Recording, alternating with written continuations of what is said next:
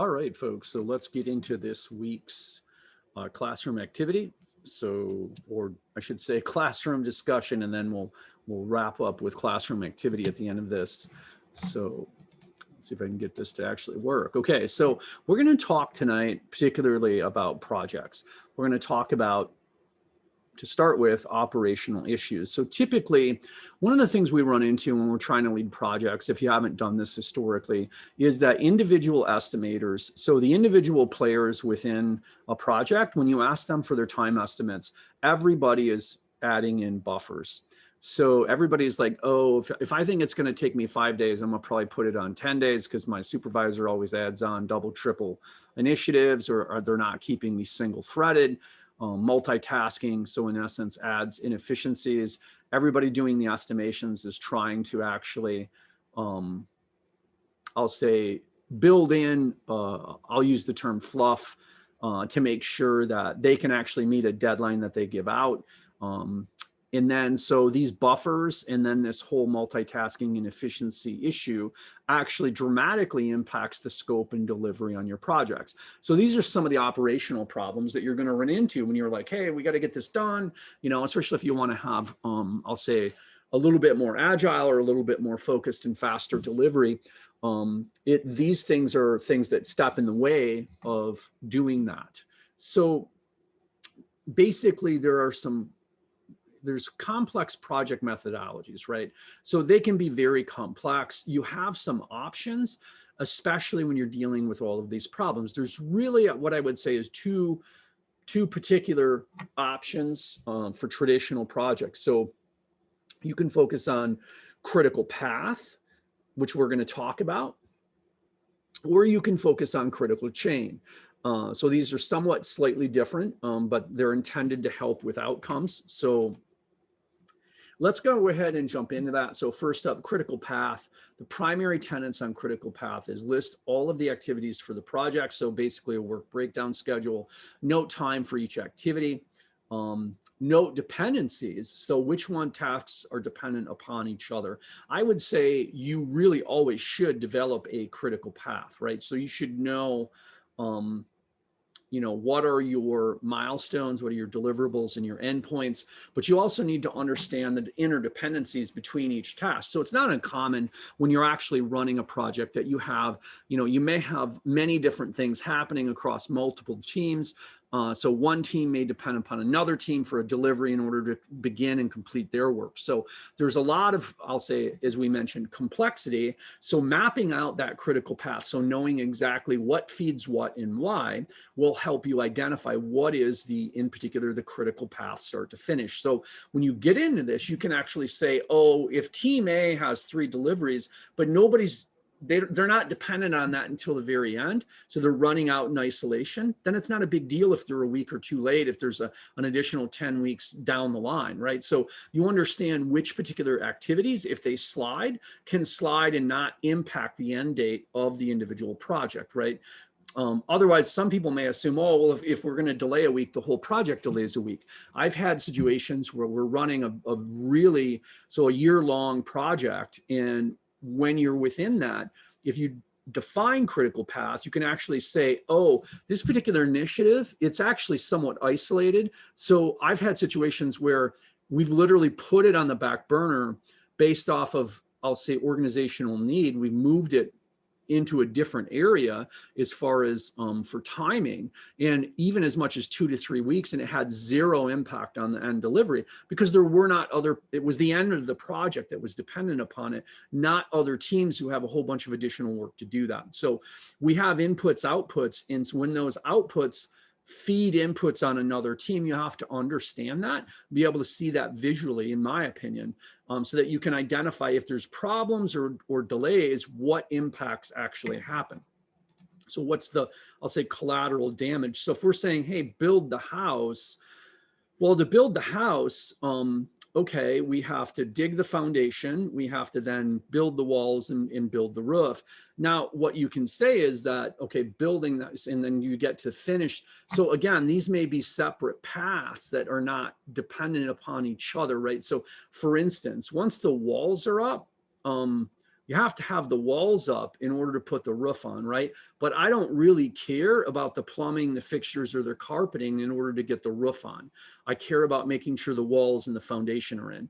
So that allows me to get, so if that makes sense, there's different paths here, and identifying that is helpful. Now, critical chain is a different focus. So this focus is somewhat different. So it focuses on resource constraints, which I kind of drifted into with critical path, but it does add flexibility to the schedule. So it becomes less rigid. So it identifies resource issues that are going to impact your schedule. I actually did drift into that in critical path. So my apologies, but this was actually defined by Goldrat. I've actually saw this when I went through, I'll say, my project management classes when I was in college, getting my bachelor's and stuff.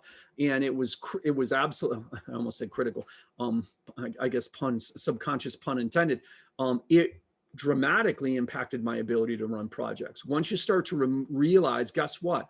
If I identify the critical path with the critical chain implications, I can actually go in and say, we're going to remove all of the individual buffers.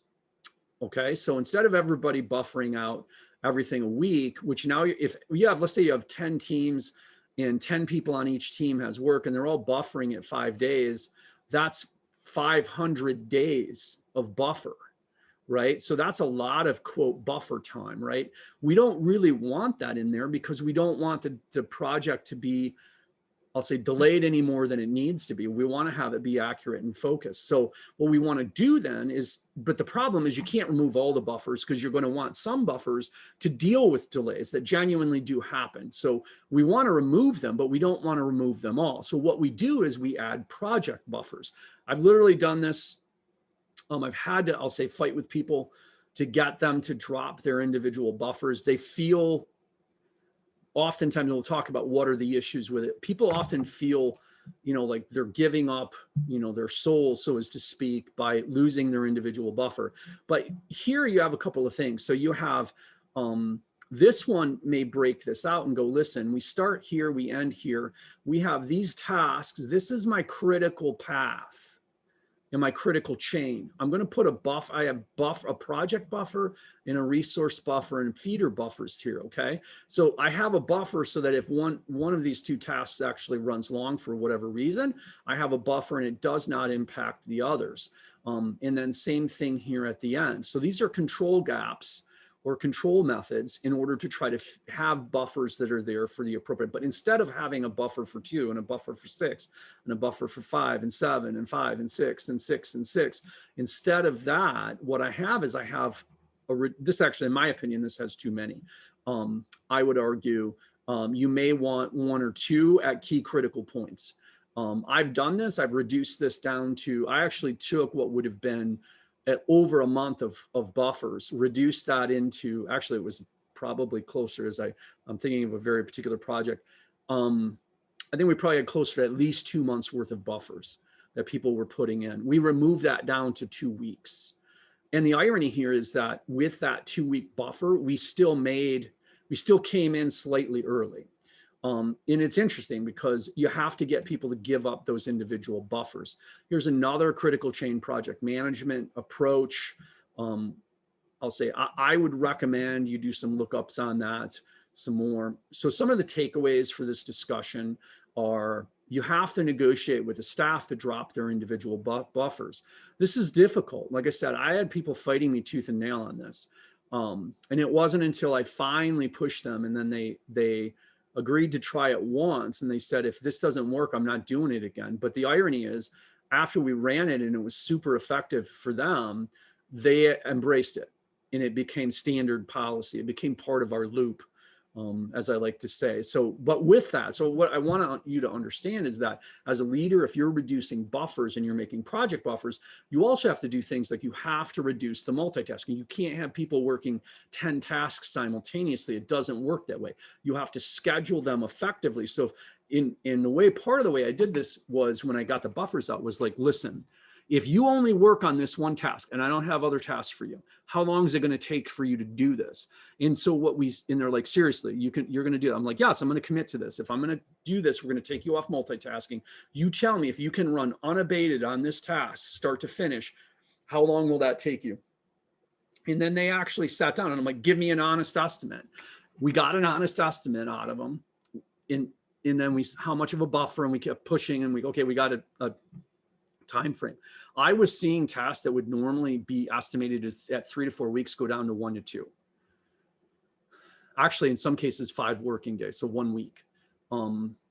And we found that those were actually, the individual people know their work, and they tend to know exactly what it's going to take. So if you can actually reduce the multitasking and then get them to drop their buffers, you'll find that they're actually generally pretty accurate, right? There were times when I was like, well, and I would push back and go, from my perspective, it always seems like this happens. And the interesting thing is, we got them to a pretty accurate estimate place. Okay. The other thing is, as a leader, you're going to have to run block for your staff. So there were times when people are like, oh, I need so-and-so to work on this thing right now. And it's like, no, we're in the middle of this massive project. They're not going into multitasking mode. Somebody else this other person has the capability to do that. You're going to work with them instead of the person you're asking for. So that's running block, right? You have to keep the staff focused. So you have to keep talking about the deadlines and what needs to happen and when, and they have to understand, okay, who finished what's on time, is something delayed? And communication is obviously key and critical here.